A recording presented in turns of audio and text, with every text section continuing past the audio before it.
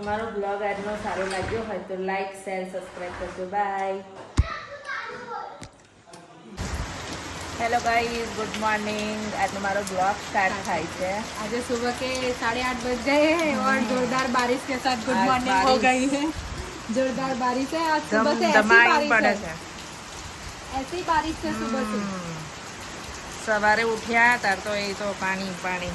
માનસીબેન बोला वरसादમાં શું કશું ખવડાવો નવું.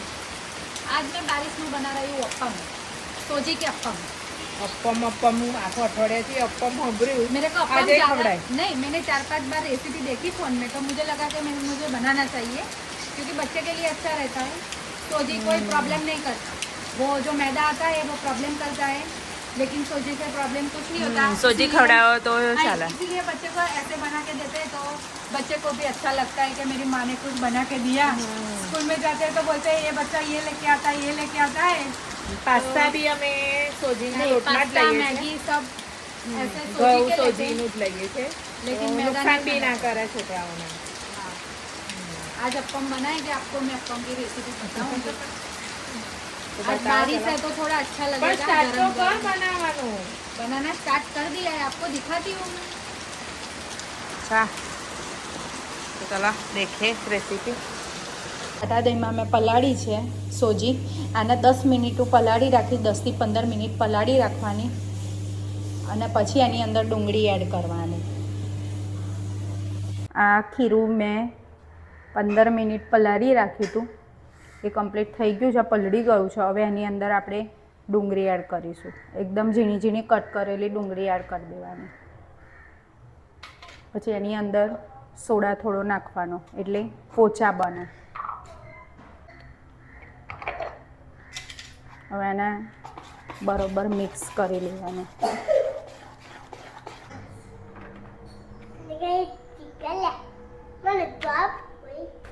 મેં મરચાં 2 જ કટ કર્યા છે. જે તીખું વધારે ખાતા હોય એ લોકો 3-4 મરચાં કટ કરીને નાખી શકે છે. એટલે કેમ જેટલું કે- તીખું ખાય એટલું હા, ખવાય. ગ્રીન મરચાં નાખવાના જે આવે છે ને આપણે જે એ નાખવાના. અને આની અંદર કેવું લાલ મરચું તમે ના નાખી શકો, ગ્રીન મરચું જ નાખવાનું હોય.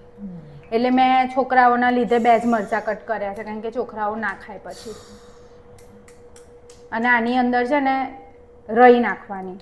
તેલ ગરમ થાય એટલે રઈ નાખીને પછી લીલા મરચાં નાખવાના.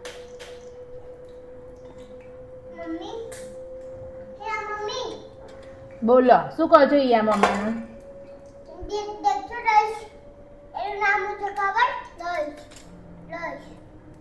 અપ્પમ. કયા પપ્પાના ભાઈબંધની વાત કરે? રહીશ. પેલું કૂતરું લાયા હતા ને આપણી ઘેર, એનું નામ રહીશ હતું. એ પપ્પાના ફ્રેન્ડનું છે ને તો લેવા તને જવા. કઈથી રહીશભાઈ યાદ આવી ગયા? એને લાવવું છે ઘેર. સવારનો મંડ્યો છે. રહીશને લઈ આવો એમ. એ કૂતરાનું નામ રહીશ પાડ્યું છે. એનું મગજ કઈ દોડે. કાલ સ્કૂલ નતું જવાનું?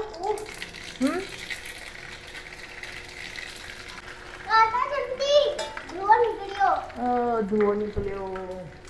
અને અમારે પોપલી કઈ ગાડી આડી પડી ગઈ. શું બોલું છું તું? મારા રૂમની બહાર વચ્ચે બસ આડી પડી છે. બેટા કોઈ ખોલશે તો તારા માથામાં વાગશે. ચાલ ઊભી થઈ જા. શું બોલાવતો નહીં દીદીને? આજે વરસાદના લીધે છોકરાઓ બી કંટાળી ગયા છે. ભાઈએ સીટ બનાવી દીધી જો. 2 ખુરશી ભેગી કરીને અને મિની બેડ બનાવી દીધો. લે આલા કરી દે, કરી દે.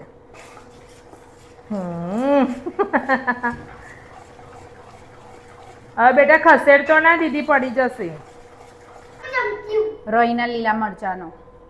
હવે આને 5 મિનિટ માટે મૂકી રાખીએ કેમ કે એમાં મેં સોડા અને મીઠું 2 એડ કર્યું છે.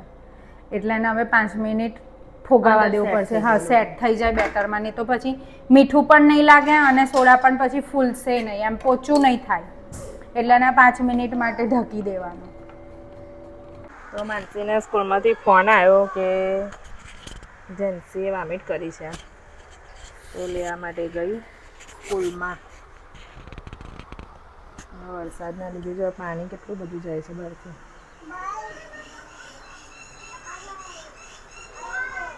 ચાલો છોકરાઓથી સાયકલ લઈને જવાતું પણ નથી, એટલું બધું પાણી આવી ગયું છે.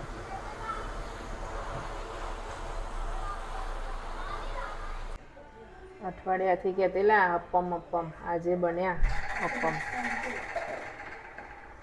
દેખીએ કેવા બન્યા, કેમ કે અમે બી ફર્સ્ટ ટાઈમ ટ્રાય કર્યું છે. મને લાગે છે બધાને ભાવશે. મારી જે મહેનત મેં કરી છે એ સફળ જશે એવું લાગે છે. ખાધા પછી ખબર પડે. ખાધા પછી ખબર પડે, પણ શ્યોર સારા જ બનશે. મને મારા પર એટલો ટ્રસ્ટ છે કે જે વસ્તુ હું ટ્રસ્ટ ના કે કોન્ફિડન્સ.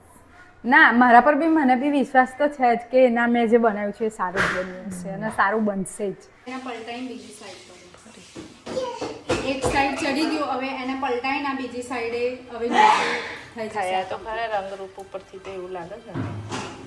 આ વચ્ચેના થોડા કે થઈ ગયા. ના, એ વચ્ચેમાં કેવું હોય, આપણો ગેસ લો ફાસ્ટ કરવાનો આવે. એટલે પહેલી વાર બનાવી હવે ખબર પડી ગઈ કે લો ફાસ્ટ કરવાનો. બીજી સાઈડ બી થઈ જાય એટલે તો ફાઇનલી માનસી અપ્પમ બનાયા ખરા ને માનસી?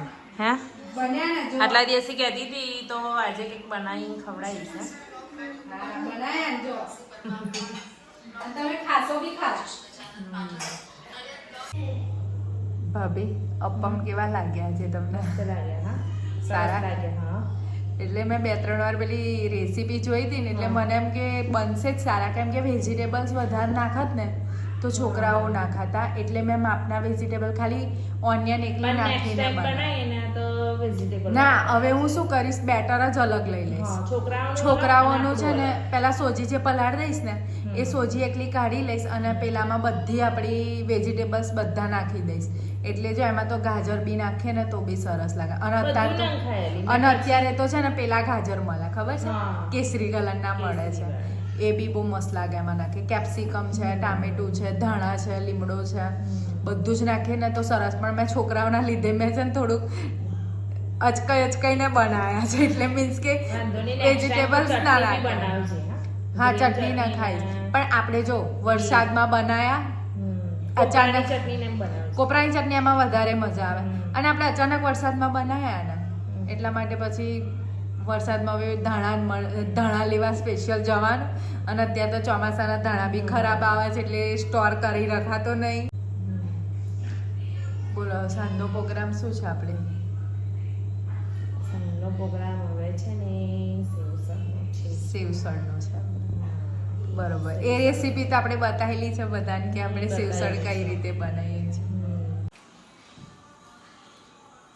તો ભાવિન આવી ગયા છે બેંકથી અને જમવા બેસી ગયા છે. તો આજે મેં સાંજના જમવાની અંદર સેવસર બનાવી હતી. કેવી બની ભાવિન? મસ્ત છે ને? બસ આ તમે ખાઓ ને એટલી જ બધી જ બોલો. આજે એવું પહેલી વખત એવું બન્યું કે બધું સફાસફ થઈ ગયું.